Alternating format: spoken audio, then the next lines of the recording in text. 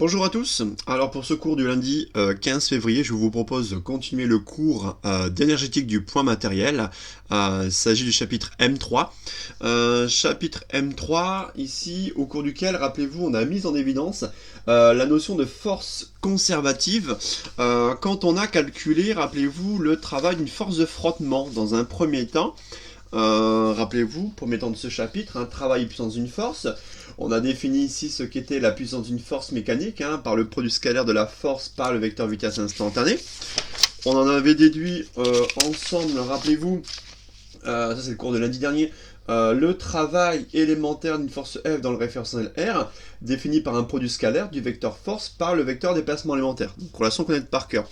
Et une fois qu'on avait ça, on pouvait estimer, rappelez-vous, le travail total d'une force le long d'un trajet lorsque le point M se déplace par exemple d'un point M1 à un point M2, le long de la trajectoire gamma. Ça permettait de calculer, vous voyez, ce travail total. W, d'accord, de la force F dans R, lorsque le point mobile M se déplace de M1 à M2, défini par l'intégrale entre M1 et M2 de F scalaire d de M. Et on avait pris l'exemple d'une force de frottement sec, ici, lors de deux trajets.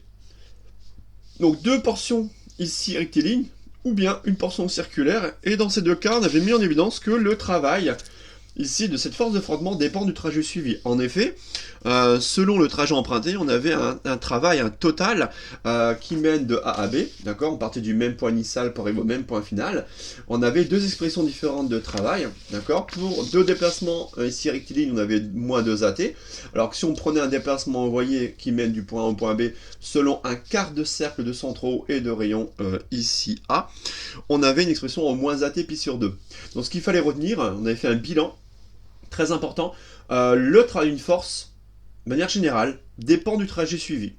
D'accord. Ça, on l'a vu, on l'a calculé. Et on avait ajouté le fait que seules des forces conservatives, j'avais donné des exemples, le poids, la force d'interaction gravitationnelle, la force d'interaction électrostatique, la force de rappel d'un ressort, seules des forces dites conservatives ont un travail qui ne dépend pas du chemin suivi, mais uniquement des positions initiales et finales. Alors ça, c'est un point qui est très important, et d'ailleurs on l'avait revu, on l'avait recalculé ici, on avait montré dans le cas du travail du poids, et ça on va repartir de ça, et en fait ça constitue le troisième partie de ce chapitre, où là on va un peu plus ici parler des forces conservatives et de l'énergie potentielle associée. D'accord. Donc c'est le grand 3. On va revenir sur cette notion qui est fondamentale ici en mécanique, la notion de force conservative, et on va définir ensemble trois énergies potentielles: énergie potentielle de pesanteur, énergie potentielle gravitationnelle et énergie potentielle élastique. Alors on va d'abord revenir ensemble dans un premier temps, vous voyez, sur la notion ici de force conservative. Donc je vérifie ici, ouais, c'est bon, j'écris assez grand à l'écran. D'accord. Alors, notion de force conservative, il y en a une que vous connaissez. On va reprendre ici l'exemple, d'accord, l'exemple du poids. Voilà, l'exemple du poids. On dit également que le poids est une force conservative. Alors, on va refaire le calcul du travail. On l'a fait ensemble l'année, mais on va le refaire ensemble. Ici, c'est très important de savoir ici le calculer sans erreur. Donc, on part a priori d'un repérage dit ici cartésien, d'accord. Il n'y a pas de symétrie particulière. Donc, ici, comme ceci. Donc, une origine O, voilà, x, y, z. La base cartésienne, munie de ses vecteurs unitaires EX, EY, EZ. Et rappelez-vous, on considérait une trajectoire gamma, on considère un point mobile M, d'accord, se déplaçant entre deux points, M1 et M2, d'accord, donc l'état initial, l'état final. Donc on reprend la trajectoire ici, par exemple gamma. Donc l'état initial, le point M1, rappelez-vous une notation à l'instant T1, et l'état final, le point mobile est au point M2 à l'instant T2. Et à un instant T quelconque, le point M, par exemple, il est ici. Donc un instant T quelconque, T comprend entre 1 et T2, le point il est ici. Bon.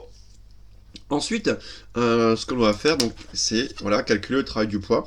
Donc le point 1000 ici, voici le poids qui est vertical descendant. Pourquoi le poids est-il vertical descendant? Parce qu'on a un champ de pesanteur terrestre supposé uniforme, donc un vecteur G qui est comme ceci, vertical, ici descendant. D'accord? Bien. Donc, on y va. Donc là, cas du poids, donc je vous rappelle que P égale mg, ici, P égale mg. On va calculer ici donc le travail du poids. donc ici, se déplace, donc un point mobile M, on va peut-être préciser le contexte, hein, toujours, il faut que le point M soit mobile. Hein. Donc un point mobile, ici M, de masse M, se déplace, ici, entre les points,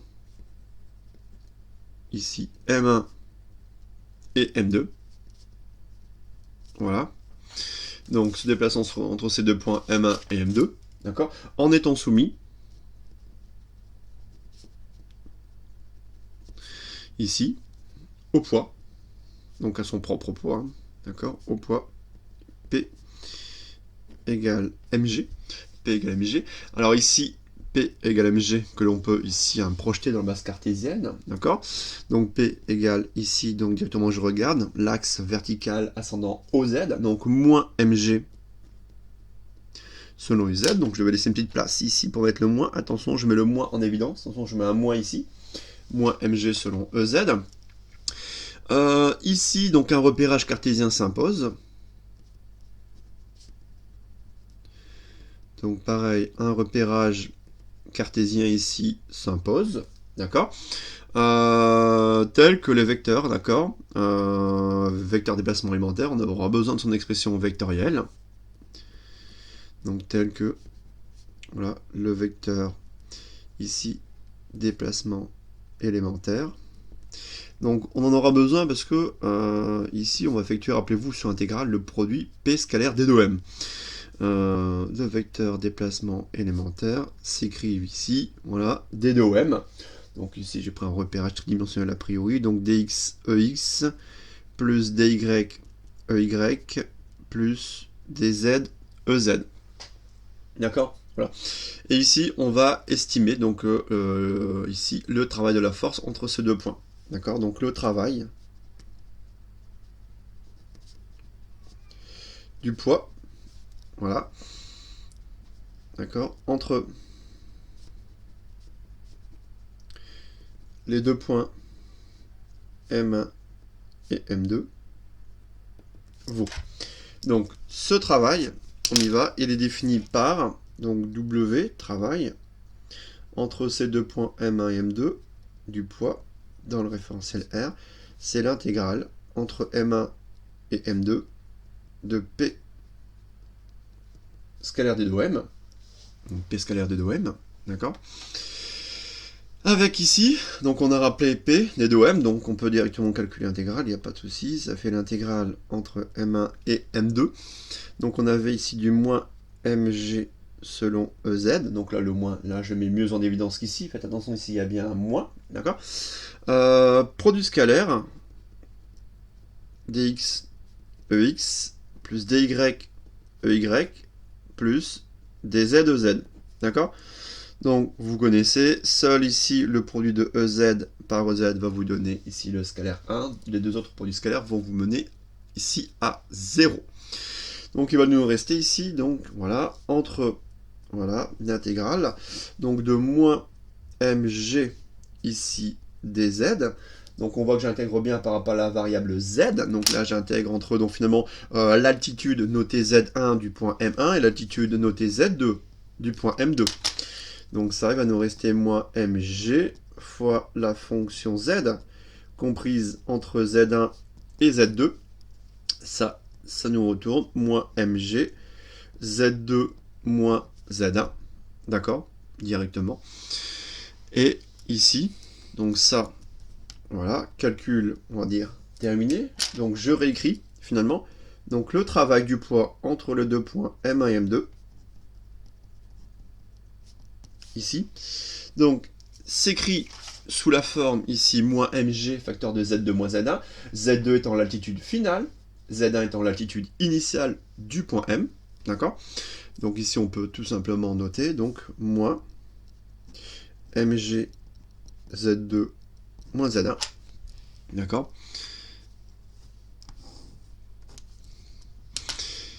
Et ce qu'on remarque, c'est très important, on l'avait noté. Je pense pas qu'on l'avait noté lundi dernier, je l'avais dit à l'oral, mais je l'avais pas noté dans le calcul du travail du poids. Non, on voit clairement ici que le travail du poids, entre ces deux points M1 et M2, quel que soit, faut bien comprendre que quelle que soit la trajectoire suivie, D'accord? Le travail du poids, on voit, il ne dépend que des altitudes, donc que des positions initiales et finales du point M. Donc ici, ne dépend que des positions. Donc ici sont les altitudes. Voilà. J'ai dit initiale et finale. Initiale et finale du point M mobile. Voilà.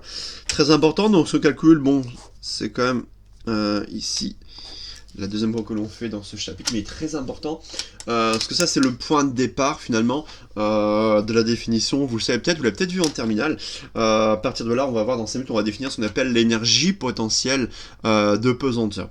En fait là l'exemple du poids me permet, vous voyez, de définir ce qu'est une force conservative. Bah là on le voit, le poids P est une force conservative, d'accord, puisque le travail de cette force, le travail du poids, ne dépend que des positions initiales et finales du point mobile, et non du chemin suivi pour aller de M1 à M2. Donc ça, on va le noter, ça permet de définir ici ce qu'est une force conservative. Donc deuxième temps, voilà. Donc définition ici d'une force qu'on qualifie de conservative. Non, j'ai mis du noir pour... Voilà. Ici, voilà, on respecte, voilà. Donc, une force conservative, on y va en définition.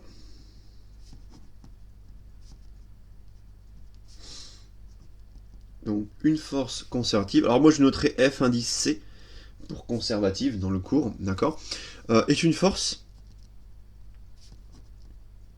d'accord, dont le travail, donc c'est une force, attention, donc une force conservative, une force dont le travail ici ne dépend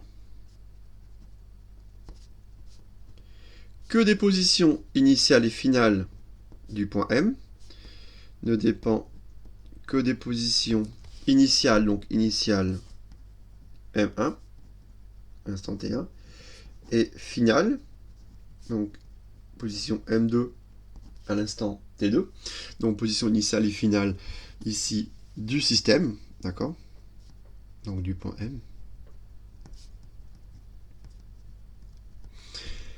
et non du chemin suivi, et non du chemin suivi pour aller de M1 à M2.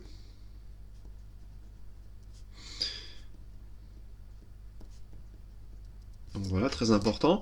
Une force conservative est une force dont le travail ne dépend que des positions initiales et finales, et non du trajet ou du chemin suivi pour se rendre ici de M1 à M2. Et ça, vous voyez, donc un travail ici indépendant du chemin suivi, bah, c'est le point de départ pour définir ce qu'on appelle une énergie potentielle. D'accord. Donc deuxième temps, donc là on a défini ce qui était ici, vous voyez, une force dite conservative. Petit 2, on passe aux exemples. Définition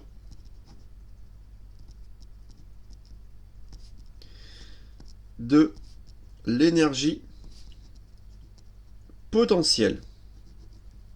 Voilà. Donc ça, notion présente, c'est une notion qu'il faut bien assimiler, d'accord.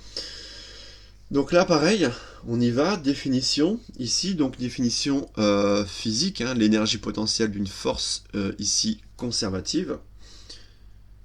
Donc petit a.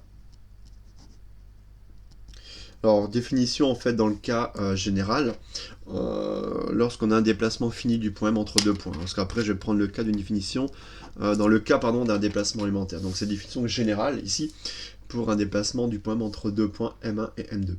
Alors, ce qu'on peut faire, finalement, c'est reprendre ici ce qu'on a trouvé précédemment. Donc ici, finalement, donc avec, donc on vient de montrer le travail du poids entre deux points M1 et M2. Donc le travail du poids, ici, donc on l'a vu, ça fait moins ici MG1, MGZ2, pardon, donc ça fait moins MGZ2, d'accord, je peux laisser, ouais, ça fait plus ici MGZ1. Alors, ça, vous savez peut-être, le produit MGZ définit, à une constante additive près d'ailleurs, définit l'énergie potentielle de pesanteur. C'est-à-dire qu'ici, finalement, le produit MGZ2, ça correspond ici, vous voyez, directement, donc MGZ1 moins MGZ2, en fait, MGZ1, vous voyez ce terme-là, MGZ1, bah, ça représente l'énergie potentielle ici du point M1. Donc là, j'entoure en vert, MGZ1, c'est l'énergie potentielle de pesanteur du point M1, d'accord? Alors ça, on va le retrouver juste après. C'est-à-dire que là, finalement, j'admets le fait que l'énergie potentielle d'un point M, l'énergie potentielle de pesanteur, oui, je mets 2P. Énergie potentielle de pesanteur du point M s'apparente à MGZ. Ici, puisque l'axe OZ, on le verra après, il est vertical ascendant. Donc là, le terme en plus MGZ1, ça sera l'énergie potentielle du point M1. D'accord?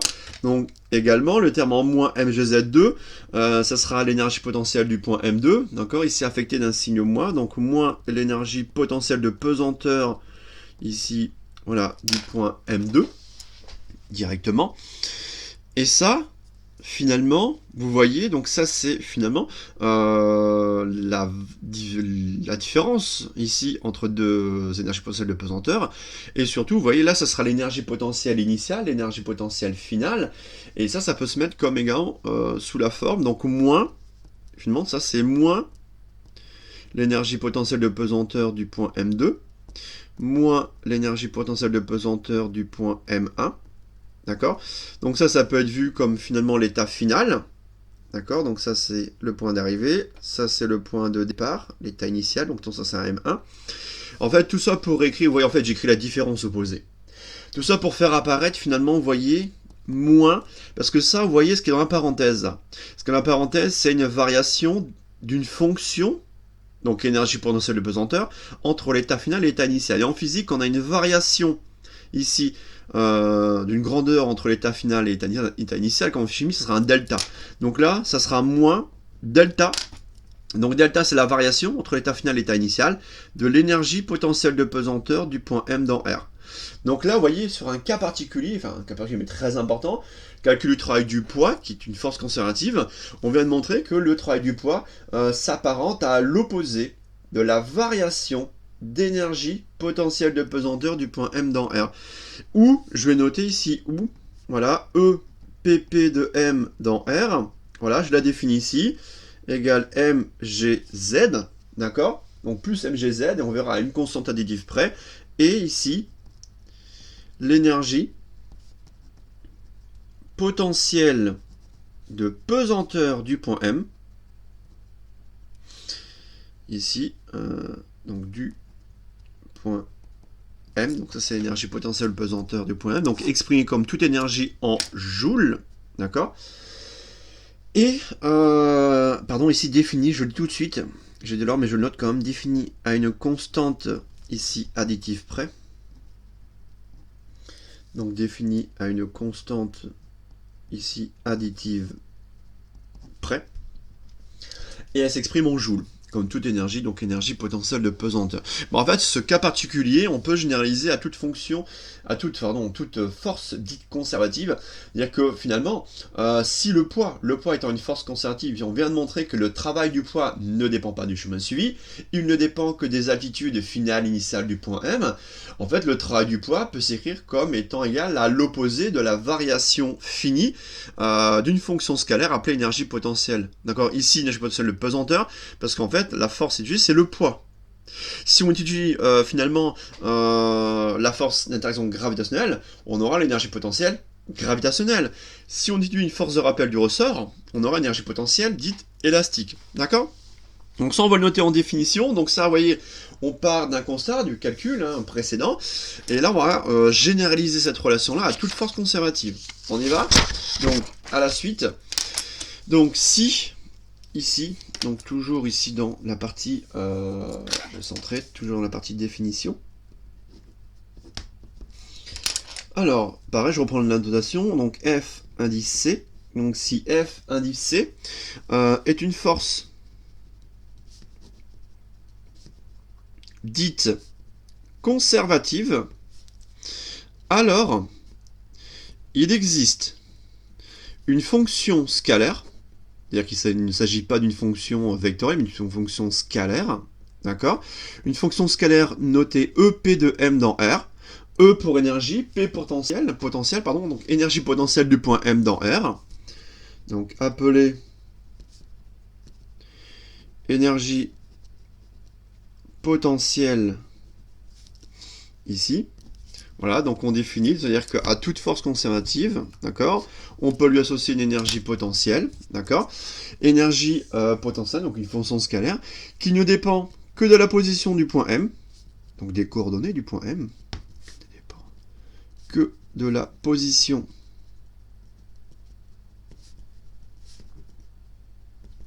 du point M, d'accord, c'est-à-dire de ses coordonnées, donc coordonnées cartésiennes, ou polaires, cylindriques, ou sphériques, d'accord. Donc cette fonction ne dépend que de la position ici du point M, donc de ses coordonnées, telle que, donc cette fonction énergie potentielle sera telle que, donc là on va généraliser à toute force conservative, ici notée FC, donc le travail total entre deux points M1 et M2 de la force FC dite conservative dans R. Donc ça, par définition, je vous rappelle, c'est voilà, l'intégrale entre M1 et M2 de FC, produit scalaire, vecteur déplacement élémentaire. Ça sera égal finalement, donc on a vu, hein, ça sera l'énergie potentielle en M1 dans R, moins l'énergie potentielle du point M2 dans R. Et ça sera moins, n'oubliez pas le moins, delta EP de M dans R. D'accord? Donc je me base sur le résultat précédent, hein, lié au travail du poids, qui est une force conservative, pour le généraliser ensuite à toute force LC qualifiée de conservative, où en fait l'énergie potentielle, vous l'avez vu au lycée, c'est un réservoir de travail, un réservoir d'énergie potentiellement libérable. D'accord? Et en fait, on le voit hein, finalement ici que seules les variations d'énergie potentielle ont un sens physique. D'accord? Donc ça, je reviens sur quelque chose qui est important, on l'a vu au lycée. Seules les variations ici d'énergie potentielle, voilà, ont un sens physique. Donc ces variations, vous voyez, elles sont symbolisées par le delta majuscule, d'accord, qui permet ici de caractériser ces variations entre ici deux états, initial et final, d'accord. Donc ça c'est valable, vous voyez, le long d'un trajet infini menant de l'état initial à l'état final entre deux points M1 et M2. Et bien ça me permet ici d'enchaîner sur le cas d'un déplacement élémentaire, donc petit b, cas particulier, le cas d'un déplacement élémentaire du point M, donc entre deux instants infiniment proches. Cas d'un déplacement élémentaire. Donc, cas d'un déplacement élémentaire, pareil, déplacement élémentaire du point M entre deux instants donc infiniment proches.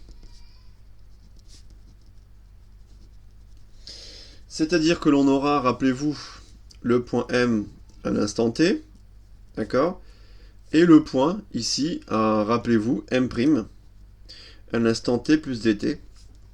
D'accord, ce déplacement élémentaire qui est ici caractérisé par ici un vecteur déplacement élémentaire. Donc on a un vecteur ici déplacement élémentaire du point M dans R. Voilà, des vecteurs déplacement élémentaire notés, rappelez-vous, D de OM. D'accord, ce vecteur déplacement élémentaire D de OM. Donc dans ce cas-là, la relation précédente va s'écrire sous une forme différente. Donc la relation précédente va s'écrire dans ce cas. Donc là, rappelez-vous, devant le W, on va mettre un delta minuscule, donc un delta W. On va plus préciser M1 et M2 en indice, on va mettre delta W ici de la force conservative FC dans R, est défini par le produit scalaire, hein, FC scalaire des 2M, donc F conservative produit scalaire D de OM. Et là, il faudra faire attention, on va plus mettre un delta ici pour des variations finies, mais on va mettre le D de différentiel. Donc au moins D de EP de M dans R. Voilà. Donc là, il faudra faire très attention à la différence de notation. Donc ici, attention, je vais noter, attention aux notations, ici, qui seront utilisées. Donc j'insiste bien, on voit bien la différence. Donc là, on marque le delta. Dès qu'on a un déplacement élémentaire caractérisé par un vecteur déplacement élémentaire, on a un delta W et on a le moins D2EP qui intervient ici dans cette relation. D'accord? Bien. Alors ça, justement, on peut le mettre en évidence dans le cas finalement d'un déplacement élémentaire unidimensionnel selon l'axe OX avec une force conservative n'ayant qu'une seule composante selon l'axe des X. Donc le cas le plus simple, ici, dans un cas très simple, ici, donc ainsi, dans le cas où simplement marquer ainsi pour un déplacement élémentaire, voilà ce qu'il y a ici, voilà, ainsi pour un déplacement. En fait, on va expliciter cette relation, d'accord? Pour un déplacement élémentaire ici selon l'axe OX uniquement du repère cartésien. D'accord? Donc c'est-à-dire que finalement D de OM égale DX EX. D'accord? Tout simplement. Donc ainsi pour un déplacement élémentaire selon l'axe OX du repère cartésien. Et ici une force conservative n'ayant de composante uniquement selon cet axe OX. Donc on était ici FC selon EX. Voilà. La relation présente, d'accord? On écrit alors. Donc dans ce cas très simple, on va développer le produit scalaire, c'est-à-dire qu'ici on aura FC scalaire D de OM. Donc on aura ici le produit scalaire entre ces deux vecteurs, qui va nous donner ici dans la base orthonormée cartésienne, donc on aura FCEX scalaire DX, EX, EX scalaire X, ça fait 1. Donc on aura ici la force conservative, fois le déplacement élémentaire ici, donc en DX. Tout ceci est égal à moins D2P. Alors ici, sachant que M, c'est en position. Le point M, ici, vous voyez, en repérage cartésien unidimensionnel, le point M est repéré par son abscisse cartésienne X. Et donc là, je peux remplacer, vous voyez, le M ici par X. En fait, ça, le M représente la position du point M. Tout comme dans le poids, tout à l'heure, dans le poids, vous voyez, j'aurais pu mettre ici M1, M2. En fait, c'est du Z2 et Z1. Puisque l'énergie potentielle de pesanteur, ici, du point M ne dépend que de Z. C'est-à-dire qu'ici, quand je mets M, entre parenthèses, il s'agit bien une fonction d'énergie potentielle de pesanteur qui ne dépend que de la position du point M. Donc concrètement, elle ne dépend que de Z. La seule variable, elle est spatiale. D'accord? C'est une variable spatiale, la variable Z. D'accord? Donc là également, on va noter entre parenthèses la variable spatiale ici X1. D'accord?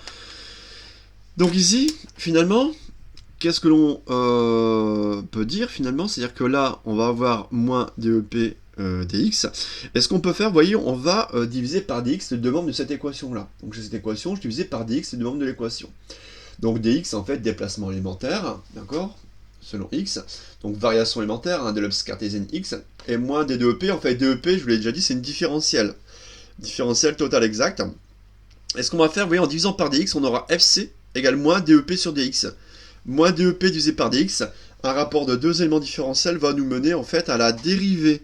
Ouais, donc soit, vous voyez, on mène ici, ça nous amène pardon, à une relation qui est très importante, la force Fc égale moins DEP, donc EP hein, qui ne dépend que de x, sur dx. D'accord? C'est-à-dire que là, vous voyez, dans un cas extrêmement simple, hein, pour un déplacement élémentaire selon un axe au x du repère cartésien, une force conservative qui n'a qu'une seule composante selon l'axe au x, vous voyez qu'on est amené à une relation qui est très simple, et en fait on voit qu'une force conservative, vous voyez, elle dérive d'une énergie potentielle, mais faites attention, elle dérive d'une énergie potentielle, mais elle dérive par rapport à la variable spatiale. Donc ça on va le noter, une force conservative On dit également qu'elle dérive, d'accord, d'une énergie potentielle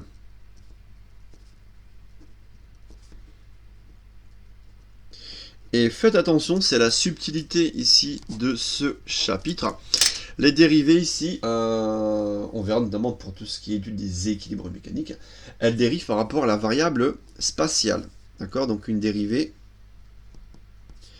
par rapport, on va le noter ici, à la variable spatiale x. C'est très important de le voir, c'est une source de pas mal d'erreurs en DS. Hein. Vraiment, là il faut dériver par rapport à la variable spatiale x et non pas par rapport au temps. D'accord? Bien. Voilà pour les définitions de cette partie. Maintenant, ce qu'il faut savoir faire, finalement, c'est définir ici des énergies potentielles dégagées, finalement, des énergies potentielles de pesanteur, gravitationnelles et élastiques, ce qu'on va faire par la suite.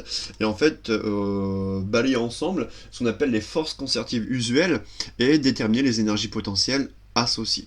D'accord? Donc on y va, troisième temps, je vérifie. Donc petit 2, c'était définition de l'énergie potentielle, oui. Donc petit 3. Petit 3, force conservative usuelle. Alors voilà, hein, vous connaissez, hein, poids, force de rappel, force d'interaction gravitationnelle, d'accord. 2 points, détermination de l'énergie potentielle associée. Donc détermination de l'énergie potentielle associée. Bon. Petit 3. Et on va reprendre ici ensemble, d'accord, dans un premier temps, le poids. Donc petit a, poids. Donc c'est une force conservative, le poids. Et l'énergie potentielle associée, c'est l'énergie potentielle de pesanteur. Poids et énergie potentielle de pesanteur. Bien. Alors c'est un calcul qu'on vient de faire. Le calcul, il est encore là. On l'a fait ici il y a une petite demi-heure, il est là. Il est là. D'accord, on va pas le refaire une quatrième fois. Qu'est-ce qu'il faut retenir? On vient d'établir que si on prend, attention, hein, bien insister sur le fait que l'axe OZ, il est vertical ascendant. J'insiste bien, je prends un axe OZ qui est vertical ascendant. Donc je surligne, vous voyez, j'espère que ça se voit. Ouais, ça se voit. L'axe OZ est vertical ascendant. Et si on prend un axe OZ vertical ascendant, on a montré que le travail du poids, d'accord, entre deux points M1 et M2, d'altitude Z1 et Z2, sans que j'aurais pu marquer les altitudes, ici c'est altitude Z1, là c'est altitude Z2, et ben finalement c'est écrit sous la forme moins mg Z2 moins Z1, il ne dépend que des positions de ces deux points et non pas du chemin suivi. On a dit que le poids est une force qui est conservative, d'accord? Donc on y va, ça on le renote, par contre on ne refait pas les calculs, mais ça faut vraiment le maîtriser, ça c'est la base, hein, d'accord? Donc nous avons établi au 1 petit a, c'est ça, je vérifie le paragraphe, d'accord? Donc, nous avons ici établi O1A.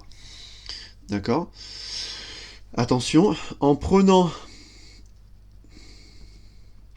un axe OZ vertical ascendant.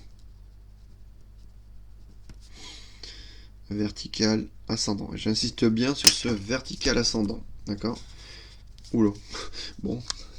Vertical ascendant et non pas vertical descendant. D'accord? Donc vertical ascendant.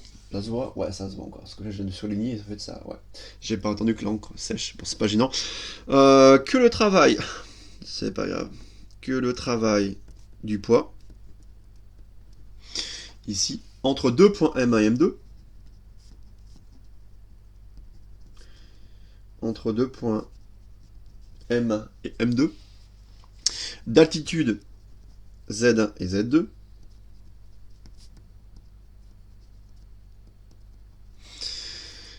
S'écrit W de P entre M1 et M2 dans R moins MG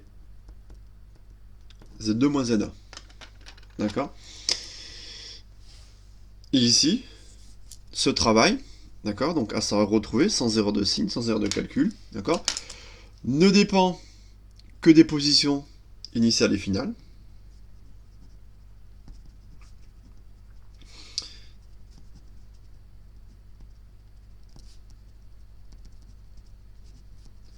Du point M. Oui, il y a toujours la même phrase. Hein. Et non du trajet suivi.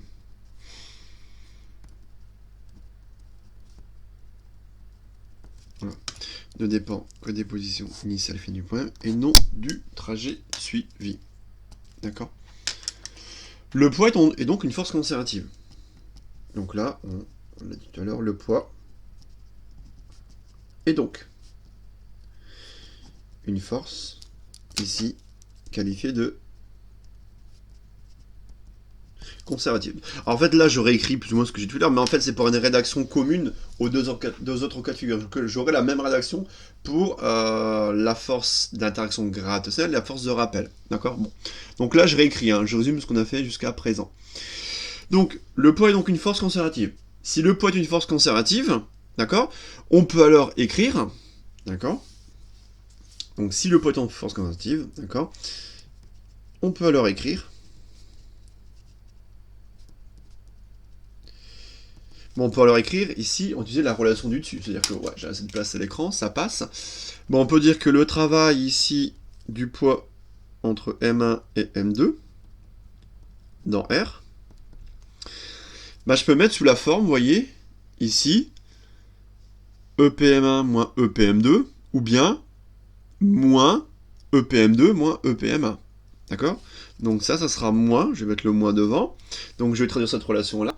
Le travail d'une force conservative s'écrit sous la différence d'une variation d'énergie potentielle. Donc ici, le travail du poids égale moins la variation, donc entre l'état final et l'état initial, de l'énergie potentielle de pesanteur. Donc ça sera moins EPP, parce que c'est le poids donc, auquel on signe l'énergie potentielle de pesanteur. Donc là, final M2, moins EPP M1. Et là, j'ai deux relations et j'identifie. D'accord. Donc là, ce que je vais faire, c'est deux relations, vous voyez, donc moins mgz2, moins mg facteur de z2 moins n1. Là, j'ai moins eppm2 moins eppm1. Les deux expressions sont équivalentes. Donc là, ce que je vais faire, je vais identifier. Ici, j'ai deux expressions équivalentes du travail du poids. On va pouvoir identifier l'énergie potentielle de pesanteur, ici, associée au poids. Donc ici, l'énergie potentielle de pesanteur, là, je pense qu'il n'y a pas de problème, vous le voyez directement. Donc avec le moins qui est en facteur, attention, j'ai un moins facteur de EPP de M2 moins EP de M1. Par identification, l'énergie potentielle de pesanteur du point M vaut mgz. Si je fais ça, on aura EPP de M2 vaut mgz2, bien que le moins qui est devant, on retrouve bien moins. Et EPP, ici, énergie potentielle de pesanteur du point M1, ça fait mgz1. Sauf qu'ici, il est en moins plus, mgz1, et là, moins plus, donc ça colle. Donc si je définis EPP de m égale mgz, les deux expressions, là, sont tout à fait équivalentes. Donc par identification,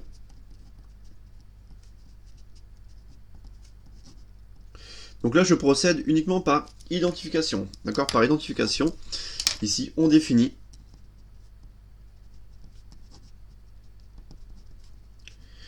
alors l'énergie potentielle de pesanteur. Donc pareil, et comme toute énergie, elle sera exprimée en joules. Donc du point M, qui ne dépend finalement que des altitudes du point M considéré. D'accord. Donc sous la forme, voilà, donc EPP de M dans R égale mgz, donc plus mgz, c'est bien compliqué avec un axe vertical ascendant. J'ai pris un axe vertical au z ascendant, d'accord, au z, et je rajoute la constante. Donc toujours, on a une constante ici additive près, d'accord, donc je peux rajouter une constante K1, d'accord. Toujours, ouais, ça il faut le savoir, l'énergie potentielle ne dépend que de la position du système étudié, hein, et en fait, elle est toujours définie une constante additive près, d'accord. D'accord, donc pareil, défini à une constante additive près. D'ailleurs, dans notre identification présente, ça ne change rien. Pourquoi ça ne change rien? Parce qu'on fait une différence d'énergie potentielle pesanteur. Donc cette constante ici va s'éliminer. Mais ça, il faut le savoir, hein, toute énergie potentielle ici est définie à une constante additive près. Bon, ici, forcément, va se poser, si vous déterminez cette constante hein, directement, cette constante, le choix de l'origine d'énergie potentielle. Si vous prenez, ça a tout petit peu de place. Si vous fixez une énergie potentielle pesanteur nulle en z égale à 0, alors, il n'y a pas de souci, k égale à 0. Donc ça, c'est lié au choix. Donc ça, c'est lié au choix de l'origine de l'énergie potentielle de pesanteur. D'accord? Ça, c'est lié au choix de l'origine de l'énergie potentielle de pesanteur. D'accord? Voilà. Donc ça, jamais l'oublier ici. Ok? Voilà. Donc ça me permet de poser, voyez, les éléments de rédaction pour définir ici l'énergie potentielle pesanteur, sachant qu'on a effectué le calcul hein, juste avant en première partie. D'accord? Donc c'est bien ce MGZ plus K1. Donc MGZ uniquement voilà pour un axe OZ vertical ascendant. Si vous prenez un axe OZ vertical descendant, faites attention, le signe va changer. D'accord? Voilà. Bon. Alors ça, vous voyez, c'est une méthode qui se base sur ce qu'on a fait, d'accord, le calcul du travail d'une force. Alors il y en a une autre, je peux vous la présenter, elle va mener au même résultat, donc en remarque. Donc en remarque, deuxième méthode qu'on pourrait éventuellement rencontrer en exo de TD. En fait, ce que l'on a fait, hein, qui se base sur nos calculs de travaux des forces conservatives, en fait, on peut également utiliser la relation précédente. En fait, ça revient à chercher une fonction énergie potentielle de pesanteur. Donc, dans ce même contexte, hein, on a un point M mobile entre deux points M et M2 qui est soumis au champ de pesanteur terrestre, hein, supposé uniforme. Donc, on remarque, on peut également, voilà, on peut également ici rechercher la fonction. Alors ça sera fonction EPP de M dans R. Donc attention, EPP en indice de M dans R. Tel que par définition, rappelez-vous, le travail, ici, je vais noter ici, le travail élémentaire du poids dans R soit égal à l'opposé de la différentielle d'énergie potentielle de pesanteur du point M. D'accord, voilà. Donc on peut partir de cette relation-là. D'accord? Et on va aboutir au même résultat, vous allez le voir. Alors ici, ça veut dire qu'on va expliciter cette relation. À gauche, on a le travail élémentaire du poids. Le travail élémentaire du poids, donc ça sera P scalaire D de M, d'accord, égale moins D de EPP de M de R. Pareil, je recherche cette fonction qui est ici à droite, donc je recherche ceci. Attention, il y a un D. Le D provient de la différentielle. Il faudra faire attention, donc il y aura ici une étape, vous devinez peut-être, une étape d'intégration. Alors ici, on va quand même préciser deux choses avant de poursuivre le calcul. Donc une qui est liée à l'orientation de l'axe vertical, qui est ici vertical ascendant. Donc on aura P qui est égal à moins mg selon EZ. Et on va reprendre ici un vecteur déplacement élémentaire, donc vecteur d de m. Voilà. Donc ici on aura du dx ex plus dy ey plus dz EZ. Donc ici, quand on effectue le produit scalaire, il va nous rester uniquement du moins mg dz. D'accord? Donc on aura alors ici moins mg dz qui apparaît à gauche égale moins d de EPP de m dans R.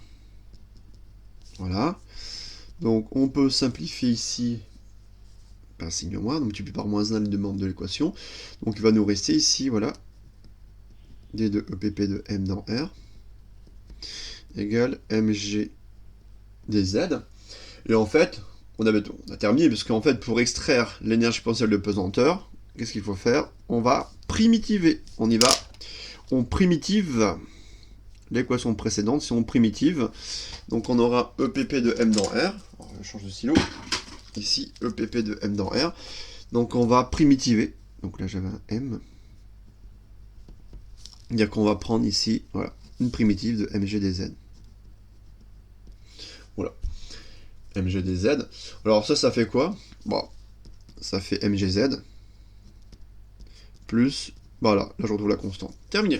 La constante, ici, c'est une constante qui est une constante d'intégration. Donc là, je primitive, je vous rappelle, ici, à une constante additive près. D'accord? Donc MGz plus K1. Et on va retrouver, donc on retrouve le résultat précédent. Donc on retrouve le résultat précédent. Après, pareil, se pose toujours la question du choix de l'origine de l'énergie potentielle de pesanteur. Ici, avec une énergie potentielle de pesanteur qui sera nulle au sol, c'est ça en fait, hein, au sol, on fixe une énergie potentielle de pesanteur nulle, on aura la constante K qui sera égale à 0. D'accord? Voilà. Ok? Bien. Et bien faire attention dans les problèmes que l'on aura étudiés d'un point de vue énergétique du point matériel. L'énergie potentielle de pesanteur, vous voyez, elle ne dépend que de Z. Hein, d'accord? Elle ne dépend que de l'altitude. Donc toujours bien repérer, vous voyez le Z. Le Z, ici, ce sera l'altitude du point M. D'accord? Voilà. Très important d'identifier cette altitude. Voilà. Très bien. Voilà pour cette première ici étude sur l'énergie potentielle ici de pesanteur. On va changer d'échelle, donc là cette fois-ci on prend une amplitude de mouvement qui sera plus importante, où on ne pourra plus négliger les variations du champ de pesanteur terrestre. Parce que oui, là pour déterminer l'énergie potentielle de pesanteur, votre point M mobile, il est mobile, il est soumis au champ de pesanteur terrestre. C'est-à-dire que là, je l'ai noté, un point mobile se déplace entre des points M1 et M2 en étant soumis au poids. C'est-à-dire que d'une part, il se déplace entre deux points, il est soumis à son poids. En effet, en fait, il est soumis, on peut dire également, on peut rajouter ici, hein, on va rajouter, il est soumis au champ de pesanteur terrestre supposé uniforme. Donc on peut le rajouter, il n'y a pas beaucoup de place, désolé. Au champ de pesanteur terrestre, ici, voilà, donc j'ajoute au champ de pesanteur terrestre, supposé uniforme. Voilà. C'est-à-dire que G est une constante. Autrement dit, le point M est soumis à son propre poids. On a calculé le travail du poids lorsque le point M se déplace entre deux points M1 et M2. D'accord? Là, on va faire la même chose, sauf que cette fois-ci, le point M va se déplacer entre deux points. Mais ici, il va se déplacer dans ce qu'on appelle dans un champ gravitationnel. C'est-à-dire qu'on va placer une masse à l'origine du repère, cette fois-ci. Une masse ponctuelle passe à l'origine du repère. Et cette masse ponctuelle va générer ce qu'on appelle un champ gravitationnel. Et ce point M mobile va subir, de la part du point O, ce qu'on appelle une force d'interaction, d'attraction gravitationnelle. Donc, on va placer le contexte. Hein. Ce qui est important de comprendre que cette fois-ci, on aura toujours notre point M mobile, entre deux points M1 et M2, sauf que notre point M mobile va se déplacer dans ce qu'on appelle un champ gravitationnel créé par une masse ponctuelle placée à l'origine du repère. Et le point M mobile va donc subir la force d'interaction gravitationnelle, et on va pouvoir calculer le travail de cette force gravitationnelle entre les deux points M1 et M2. D'accord? Et on va pouvoir, le but de cette partie étant, tout comme on l'a fait jusqu'à présent, étant de déterminer finalement l'énergie potentielle gravitationnelle, qui sera également définie à une constante additive près. Donc on y va, c'est le petit b. Petit b. Donc ça sera force, ici, d'interaction gravitationnelle. Donc rappelez-vous l'expression, hein, ici en moins G Mn' sur R carré ER, force d'interaction gravitationnelle, et ici énergie potentielle. Donc une force, je vous rappelle, elle s'exprime en newton, une énergie en joule, énergie potentielle gravitationnelle. Bon. Bien. Alors, pareil, on va ici placer le contexte, faire le schéma de la situation, d'accord? Sauf que là, a priori, on sera dans un repérage qui ne sera pas forcément, on verra dans les forces centrales, il ne sera pas forcément cartésien, il sera plutôt sphérique en fait. Donc là, ce que je vais faire, je vais schématiser ici dans un repérage sphérique. On va prendre, vous voyez, une masse supposée ponctuelle. Donc supposée, d'accord, on va la placer ici à peu près. Donc l'origine O. Voilà. Donc une masse M1. C'est cette masse placée en haut qui va générer un champ gravitationnel sur le point M mobile, qui va adopter une certaine trajectoire gamma. Donc voici la trajectoire gamma du point M mobile, toujours entre deux points. Deux points ici, M1, à l'instant T1, et ici, je passe toujours mal mon gamma. Je le passe toujours au mauvais endroit, d'accord. Et on aura ici le point M2 à l'instant T2, d'accord, voilà. Ici. À un instant T, voilà, je peux mettre ici par exemple mon point M à l'instant T. Qu'est-ce que l'on aura? Bah, on aura ici une distance radiale entre O et M à l'instant T, et donc un vecteur unitaire. En fait, je place en rouge le vecteur unitaire ER de la base locale sphérique. D'accord? Donc je répète, ici, on voit peut-être un peu mal, ici c'est M1 à l'instant T1. D'accord? M2 à l'instant T2, la trajectoire gamma. D'accord? Donc on va placer le contexte, ici on l'écrit, donc ici, voilà, un point matériel, ici, donc je vérifie comment j'avais noté tout à l'heure, donc un point mobile, M, deux vecteurs position, vous voyez, OM égale RER, tout de suite je précise, donc avec ici R, voilà, donc un point mobile M, deux vecteurs position, OM égale ER, RER, pardon, R dépend du temps, ER également dépend du temps, se déplace. Voilà, donc si mobile forcément se déplace, bon ça je me répète, c'est pas grave. 2 M1 en M2. Dans le champ gravitationnel, voilà ça le plus important. Donc le point M mobile se déplace du point M1 vers le point M2 dans, ici non plus un champ pesant terrestre supposé uniforme, mais dans le champ gravitationnel d'une masse, ici, placée au point O. Donc une masse supposée ponctuelle.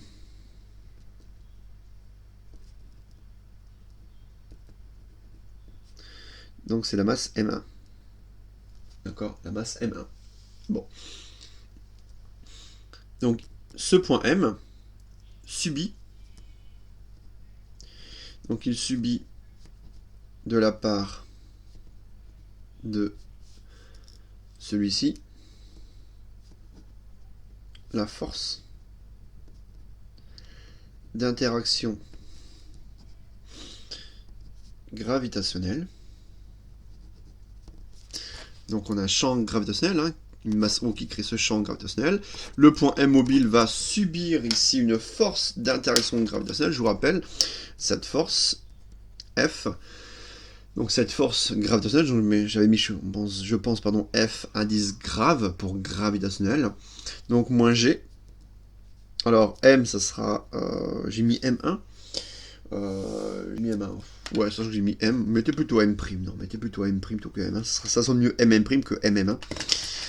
MM', notez M' la masse, voilà. Placez en point. Ce sera plus simple.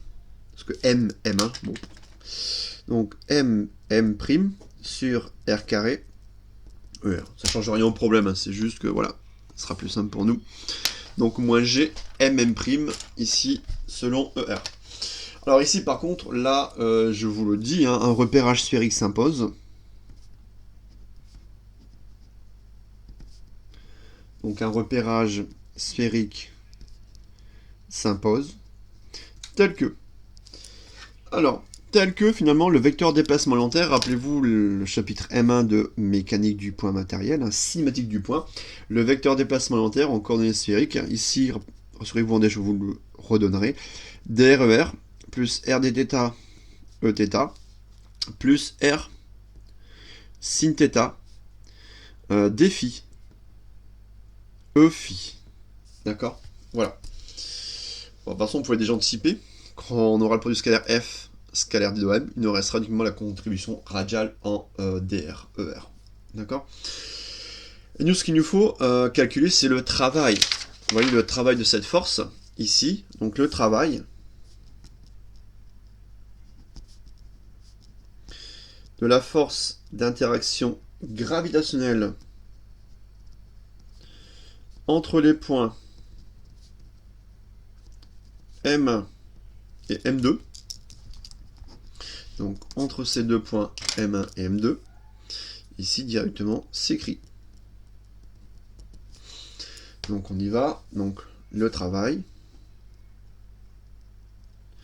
entre M1 et M2 de la force d'interaction gravitationnelle, par définition, c'est l'intégrale entre M1 ici et M2 du produit scalaire F grave scalaire d de M. On a explicité chacun des deux vecteurs, d'accord? Là, je pense qu'il n'y a pas d'ambiguïté, on va éviter de tout renoter à chaque fois ceci de M. Là, on voit clairement qu'il apparaît ici, donc moins G MM' sur R carré. ER scalaire R, ça fait 1, donc fois dr. Et ici, pareil, entre les points M1 et M2, d'accord? Donc, entre les points M1 et M2. Ce qu'on va faire ici, c'est qu'on peut sortir tout ce qui est constant, donc moins G MM', et on cherche ici une primitive de 1 sur R carré dr. D'accord, donc toujours pareil. Donc là, entre M1 et M2, donc ça sera ici bon, le point M1 caractérisé par le rayon R1, et le point M2 caractérisé par le rayon R2. Bon, donc ça va nous donner moins G M', et là, une primitive de 1 sur R carré, une primitive de 1 sur R carré, donc une primitive, ça sera moins 1 sur R, attention, moins 1 sur R, que je prends entre R1 et R2. D'accord? Donc ça nous fait ici directement, donc je peux laisser le moins qui est devant, hein, ou le simplifier avec celui-là, c'est pas gênant. Donc moins G MM', facteur de, donc on aura moins 1 sur R2, moins 1 sur R1. Je répète, moins 1 sur R2, moins 1 sur R1. Donc on aura 1 sur R1, moins 1 sur R2. D'accord? Donc ça, directement, ou ça vous donne également ici directement, ici G M sur R2, ça c'est positif, moins G M sur R1. D'accord? Donc voilà pour le travail de la force gravitationnelle entre les points M1 et M2. Et on retrouve la même conclusion. Donc ce travail ici, donc le travail de la force d'interaction gravitationnelle ne dépend que des positions,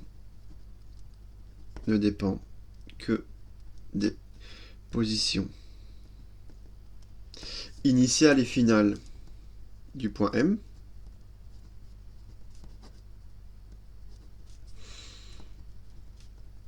Et non du trajet suivi. Voilà. Donc qu'est-ce qu'on vient de montrer? On vient de montrer ici que cette force est une force conservative. Ici, donc conclusion, la force d'interaction gravitationnelle, hein, d'accord, est donc une force conservative, voilà, qui par définition, d'accord, vérifie la relation. Enfin, qui vérifie, c'est pas qui vérifie directement, attention, c'est pas la force, d'accord, c'est le travail, hein, d'accord. Donc si la force d'interaction gravitationnelle est une force dite conservative, on peut alors écrire, et après, rappelez-vous, on va identifier les deux termes, enfin les deux travaux, les deux expressions, pardon, du travail. Bon, on peut écrire finalement que de manière générale, est-ce que je vois la place? Non, je vois pas la place. Je vais écrire ici, donc le travail entre M1 et M2 de la force d'interaction gravitationnelle dans R. Ça, rappelez-vous, donc c'est moins la variation d'énergie potentielle. Alors ici, je vais pas monter, alors je vais marquer moi quand même, voilà, comme ceci, dans M, de M dans R. Donc, je répète, la force d'interaction gravitationnelle étant une force conservative, on peut alors dire que le travail de cette force conservative entre deux points M1 et M2 dans R est égal à l'opposé de la variation finie d'énergie potentielle gravitationnelle du point M. Donc ça fait moins E P grave M2 moins E P grave de M1. Voilà, d'accord, j'explicite. Et maintenant, ce qu'on va faire, c'est identifier. Comme tout à l'heure, par identification, on va alors définir l'énergie potentielle gravitationnelle. Donc, on va identifier ça et ça. Donc là, pour que ces deux travaux soient identiques, il faut forcément, il n'y a qu'une seule expression de EP grave qui vérifie en fait ces deux équations. Donc là, la seule possibilité, regardez, on a moins EP grave de M2, donc moins EP grave de M2, et on a moins, donc plus EP grave de M1.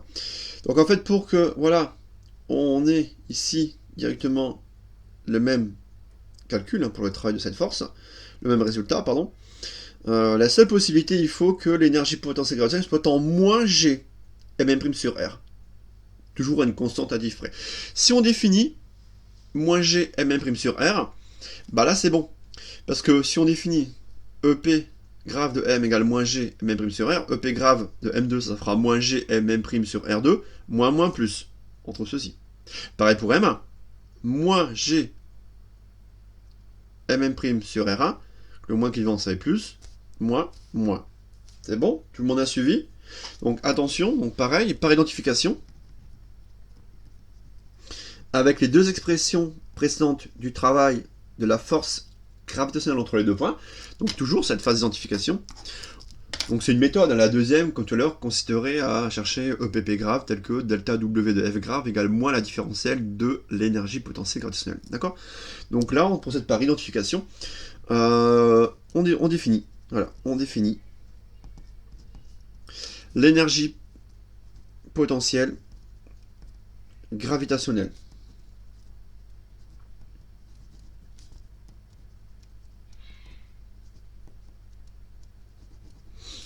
On définit alors l'énergie potentielle gravitationnelle, d'accord? À savoir, donc je peux la mettre ici, donc EP grave de M dans R est égal à quoi? À moins G M sur R plus, je vais mettre une constante additive K2. Donc EP grave égale moins G M' sur R plus K2. Voilà. Ok? Alors, pareil, attention ici, on a défini une constante additive près pour déterminer K2, la constante additive près, donc là, il faut fixer le choix de l'origine de l'énergie potentielle gravitationnelle.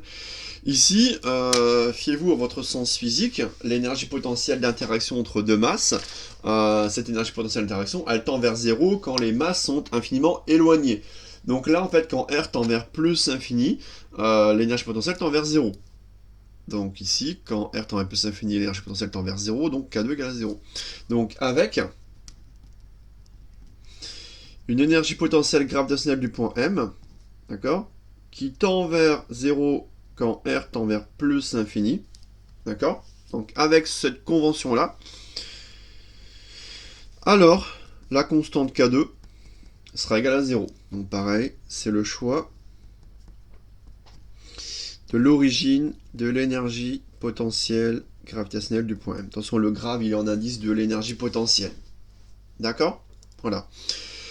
Autrement dit, on dit également, c'est que je ne l'ai pas souligné pour le poids, en fait, tout à l'heure, on dit également que la force gravitationnelle, vous voyez cette force-là, la force gravitationnelle elle dérive de l'énergie potentielle gravitationnelle. Donc je répète, on l'a vu tout à l'heure, toute force conservative ici dérive d'une énergie potentielle.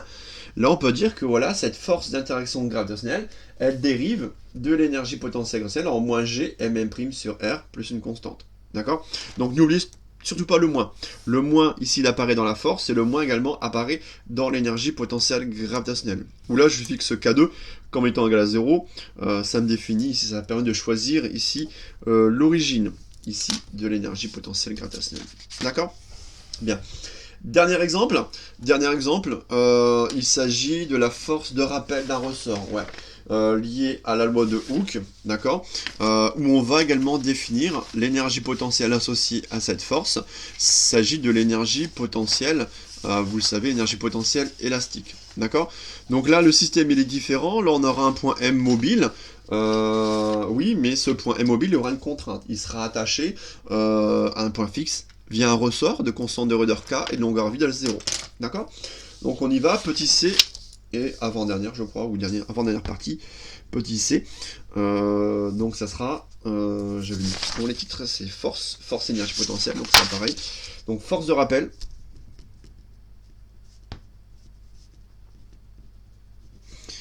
Et énergie potentielle élastique. Donc force de rappel et énergie potentielle élastique. D'accord? Donc rappelez-vous, ça c'est du premier chapitre de l'année, modèle de l'oscillateur harmonique, un système à énergie mécanique constante, où on a introduit, rappelez-vous, le système masse-ressort horizontal. Alors, on va faire la même chose, sauf que cette fois-ci, on va prendre toujours sous l'aspect énergétique, on va calculer le travail de la force de rappel du ressort lorsque le point M se déplace entre deux points M1 et M2. Ok, on y va, on va commencer par le schéma, peut-être ce sera plus simple de commencer par ce schéma. Donc on va faire un point d'attache O, comme ceci. Après, qu'est-ce que l'on doit faire? On va faire un axe, on va faire un axe horizontal, un axe OX, cartésien, milieu du vecteur unitaire EX. Et qu'est-ce qu'on va faire? On aura ici directement un ressort. D'accord, donc j'attache ici, genre un ressort. Voilà. Donc, ici, et on aura une masse. Donc on ressort ici, on aura un ressort de constante de Röder K, de longueur à vide L0, rappelez-vous. Donc ressort, au bout duquel, rappelez-vous, on a attaché une masse, ici, supposée ponctuelle, d'accord, se déplaçant sur l'axe OX. Donc je vais représenter, une masse, l'autre, une petite masse, j'espère que vous la voyez. Cette masse, d'accord, se déplace ici selon l'axe OX, d'accord. Et on va considérer deux points, c'est-à-dire que le point M, comme tout à l'heure, se déplace entre deux points, donc M1 à l'instant T1, et on va dire, allez, on va ici, voilà, M2 à l'instant T2. D'accord? Deux points. M1 et M2. Bon. Donc, on y va. Donc, on a un point matériel M. D'accord? Donc, un point matériel M. Donc, son vecteur position ici, ce sera du XX. D'accord? Bon. Se déplace selon l'axe OX du repère cartésien. D'accord? Du point M1 au point M2 en étant lié ici un point fixe O. Donc le point M est lié à O par l'intermédiaire d'un ressort. Attention, ici, donc il y a l'action intermédiaire du ressort, donc par l'intermédiaire d'un ressort supposé idéal, d'accord. Ce ressort ici de constante de Röder K,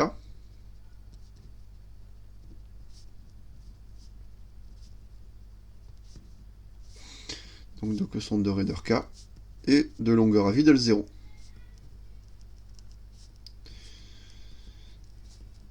Donc ici, voilà. Donc très important, le point M se déplace ici entre deux points, M1 et M2, donc l'état initial, l'état final, d'accord. Et on a un ressort de constante de Röder K et de longueur à vide ici L0. Donc le point ici matériel M, le point M ici subit la force de rappel, d'accord, du ressort. Donc le point M subit la force de rappel du ressort. Donc loi de Hooke, dans son domaine élastique, loi de Hooke, on aura F égale, rappelez-vous, moins K, constante de Röder du ressort, longueur du ressort instantanée, L de T, moins longueur à vide L0. Vecteur unitaire dirigé du point d'attache O vers le point mobile, ici sera le vecteur unitaire EX. D'accord, rappelez-vous, moins KL moins L0, UOM. UOM, vecteur unitaire dirigé du point d'attache vers le point mobile. Et là, il n'y a aucun souci. D'accord? Bien. Ici, la longueur instantanée du ressort, hein, L de T, ça sera X. D'accord? Tout le monde le voit ici sur le schéma. Je peux le représenter ici en bas en vert. À un instant T, le point M il est ici. On aura donc une longueur ici instantanée, L de T égale à X, compte tenu de l'origine du repère cartésien ici représenté. Donc là, un repérage cartésien s'impose.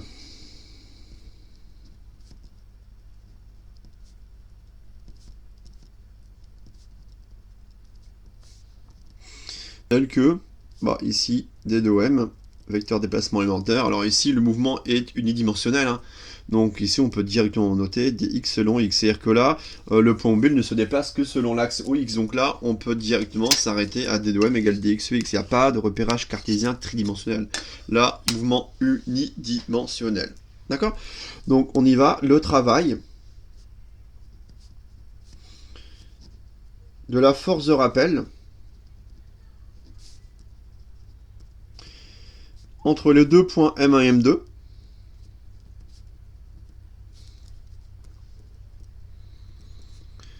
alors, s'écrit alors, on y va, j'ai repris la même phrase que tout à l'heure, hein. Voilà, comme ceci, ouais, s'écrit alors, voilà. Alors, il s'écrit, donc j'ai noté F, force de rappel, d'accord, directement ici. Donc ça sera ici, intégrale entre M1 et M2 de F scalaire d de OM, d'accord. Donc l'intégrale entre M1 et M2, EX scalaire X ça fait 1, donc moins K, L moins L0 dx, d'accord, voilà. Et ça, donc K est constant, L0 constante. Ici, donc la longueur ici du ressort dépend du temps. En fait, on a deux positions au cours du temps, hein, M1 à l'instant T1, M2 à l'instant T2. Donc en fait, ici, donner une primitive de cette fonction, en fait, ça vous donne, c'est du 1,5 de KL moins L0 au carré. Donc là, n'oubliez pas, ici, donc moins 1,5 de K L moins L0. Attention, n'oubliez pas le carré ici, hein. D'accord, ça c'est de la forme moins kx, hein, vous pouvez effectuer un changement de variable si vous souhaitez. En effet, à l'instant t1, la longueur du ressort sera notée L1. À l'instant t2, le ressort s'allonge, sa longueur sera notée L2. D'accord. Donc entre deux longueurs ici, donc entre la longueur ici L1 et L2 du ressort, qu'est-ce que ça nous donne? Ça va nous donner moins 1,5. Donc en bande supérieure, L de t vaut L2. 1,5 de K. Donc on aura L2 moins L0 au carré, moins la valeur en bande inférieure, donc moins plus 1,5 de K ici, donc on aura L1 de T, moins L0 au carré. Donc attention, n'oubliez pas deux choses, n'oubliez pas d'une part le carré, et d'autre part les indices 1 et 2, liés aux longueurs, à la longueur instantanée, la longueur du ressort à l'instant T, d'accord, entre les points M1 et M2. Donc ça, je peux le mettre sous la forme également, donc moins, donc je mets un moins en facteur, j'anticipe l'identification qui va suivre, donc moins K, moins 1,5 de K, L2 moins L0 carré, pardon, si je mets un moins en facteur, donc là je devrais mettre un moins pour le second terme, moins 1,5 de K, L1 de T, moins L0 le tout au carré. D'accord? Voilà. Et comme tout à l'heure, ici, qu'est-ce que je veux dire? Le travail ici, on voit qu'il ne dépend que des positions initiales et finales et non du chemin suivi. Donc le travail de la force de rappel du ressort ici, voilà, ne dépend que des positions initiales et finales du point M.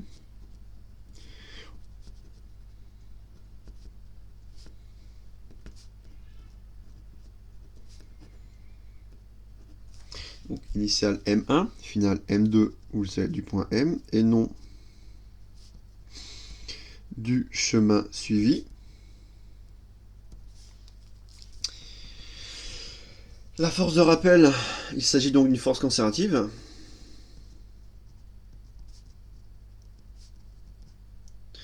Il s'agit donc d'une force conservative. D'accord, donc comme tout à l'heure, on prend la même rédaction. Hein. On peut leur écrire le travail comme étant égal à l'opposé de la variation d'énergie potentielle ici, élastique.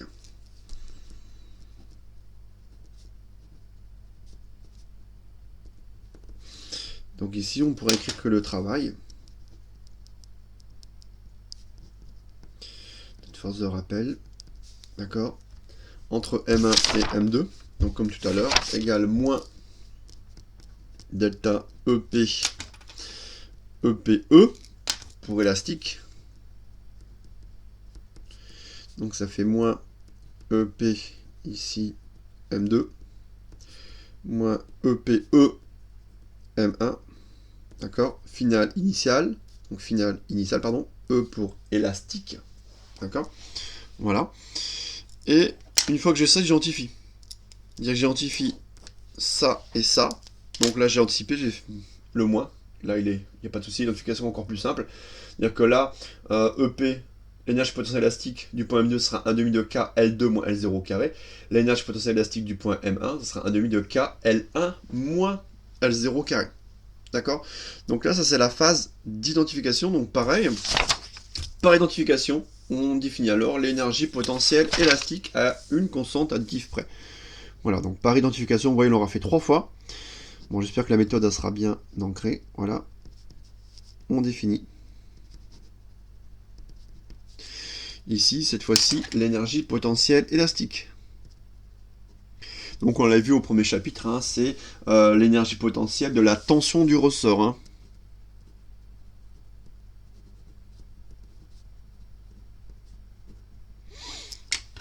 Donc pareil, à une constante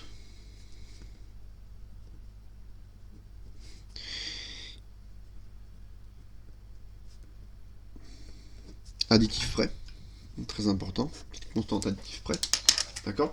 Donc là, on aura EPE égale 1,5 de K. Donc ce sera L de T, longueur instantanée du ressort, moins longueur à vide, d'accord. Et là, je vais mettre K3, d'accord. Troisième constante additive, hein. Voilà. Bon. Alors ici, souvent, et ce que l'on fait, on fixe l'énergie potentielle élastique nulle lorsque L égale L0.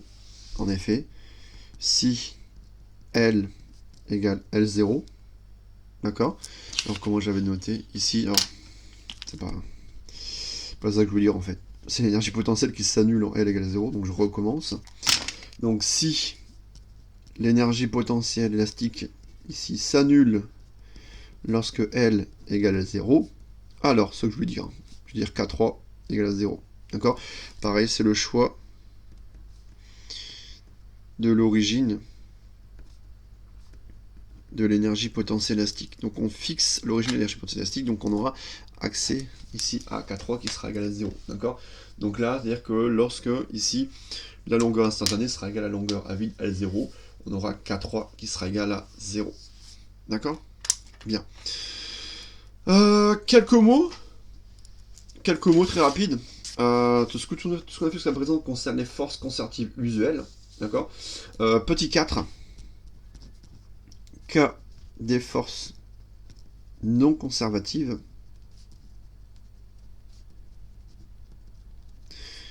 Cas des forces non conservatives. Alors je vais pas refaire de calcul ici, ce qu'on a déjà fait dans lundi dernier. Bah ça c'est ce sont les forces de frottement sec et fluide. Donc force de frottement sec, ici, loi de Coulomb, et force de frottement fluide, modèle de Stokes, en moins alpha V. Bah ça on l'a fait ensemble. Rappelez-vous, bah c'est ça, c'est l'application du petit 1. Force de frottement sec, deux chemins, deux trajets empruntés qui sont différents, mais qui mènent du même état initial au même état final. On avait des travaux qui étaient ici, expression de travail différente. C'est-à-dire que là, bah, c'est une force qui était résistante, D'accord, c'est une force de frottement, c'est une force qui est résistante, elle s'oppose au mouvement, elle sera toujours résistante, et en fait là, nous avons vu que le travail, ici, entre deux points, dépend du chemin suivi. Donc ça, ce sont les calculs, pardon, du grand 1, petit 2. Donc CF grand 1, petit 2, c'est ça. On a vu ensemble que le travail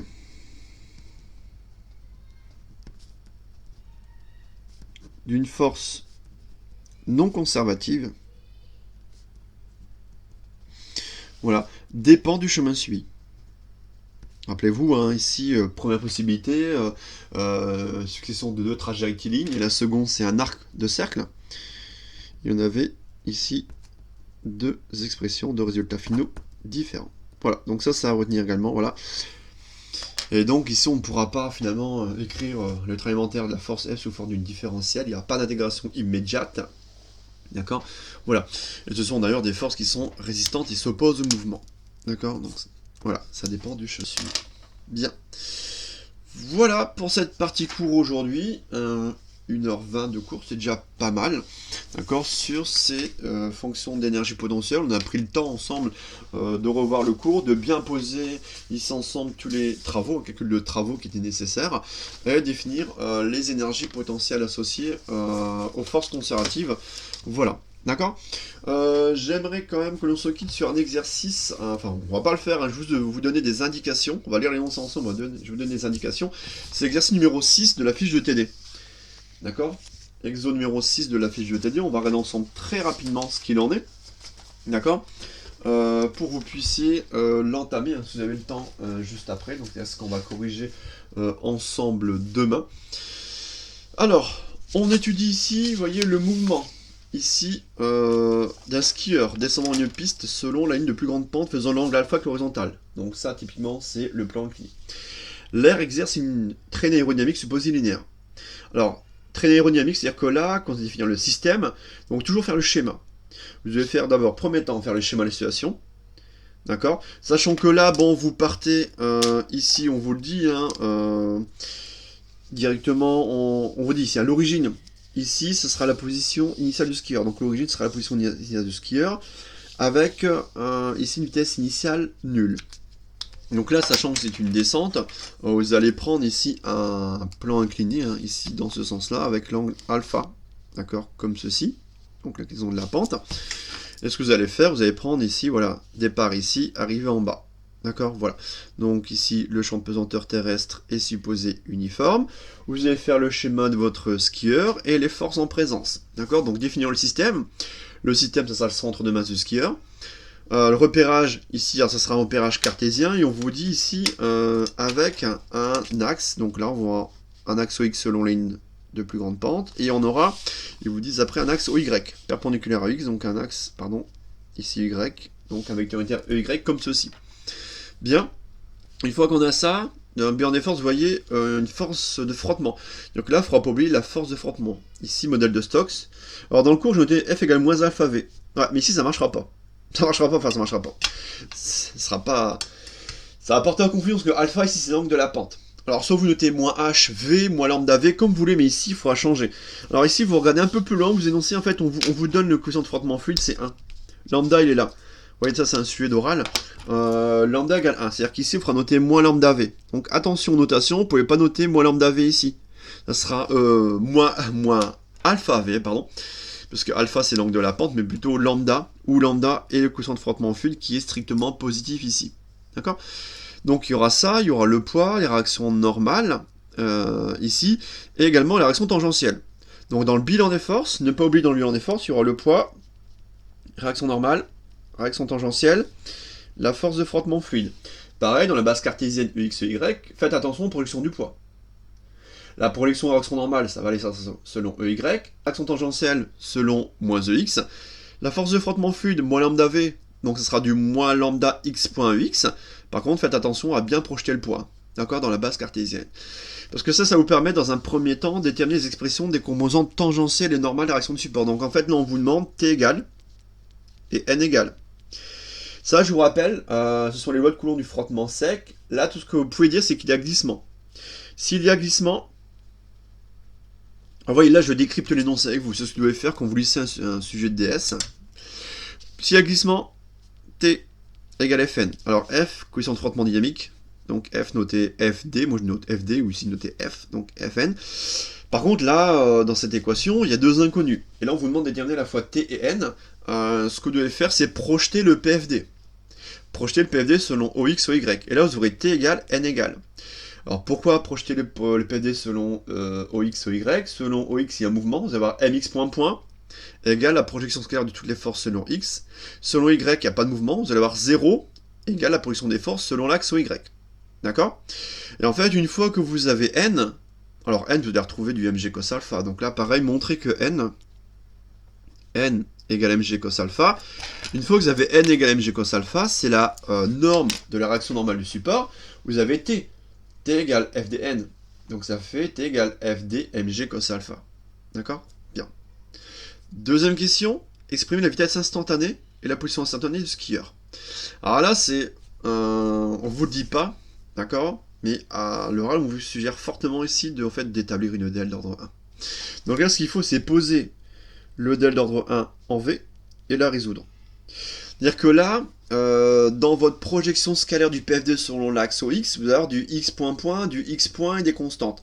Ce que vous faites pour faire apparaître une équation différentielle en V, alors en V, pardon, en norme de vitesse, hein, tout simplement en norme de vitesse, vous allez identifier le X point à V et le X point point à dV sur dt.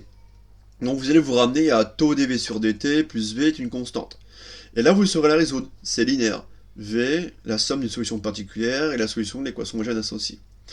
Et en fait, vous allez tracer le graphe, vous allez avoir une vitesse limite. D'accord? Tout comme pour les chutes verticales, vous aurez une vitesse limite et un temps caractéristique. Une fois que vous avez la norme de la vitesse à tout instant, vous allez intégrer cette relation pour avoir la position instantanée. D'accord? Et derrière la question 3A, moi j'y réponds en même temps que la question 2. La vitesse limite, ici du skieur, ça sera la solution particulière de l'EDL d'ordre 1. D'accord? Et après, c'est une application numérique, hein, il faut calculer la vitesse limite, exprimer, calculer l'instant T1, au bout duquel le skieur possède une vitesse égale à 1/2 de la vitesse limite. D'accord? Donc là, très important, donc je vous donne des résultats intermédiaires. Donc pour la question ici 1, on a répondu. Pour la question 2, voilà, je vous demande de montrer que, voilà, la norme de la vitesse, ici, vérifie une équation différentielle de la forme dv sur dt, plus lambda sur m v égale g facteur de sinus alpha moins f d cos alpha. D'accord? Voilà. Donc, équation différentielle linéaire d'ordre 1, un coefficient constant. Ensuite, vous allez la résoudre. Donc, résolution, v de t égale. La résolution vous fait apparaître une vitesse limite ici, d'accord? Et vous tracez le graphe également. Donc l'évolution temporelle de la norme de la vitesse. Donc vous allez tracer ceci, V en fonction du temps, un graphe complet, d'accord? Ici. Une fois que vous avez ça, vous pouvez passer aux applications numériques, d'accord? Pour la vitesse limite, d'accord?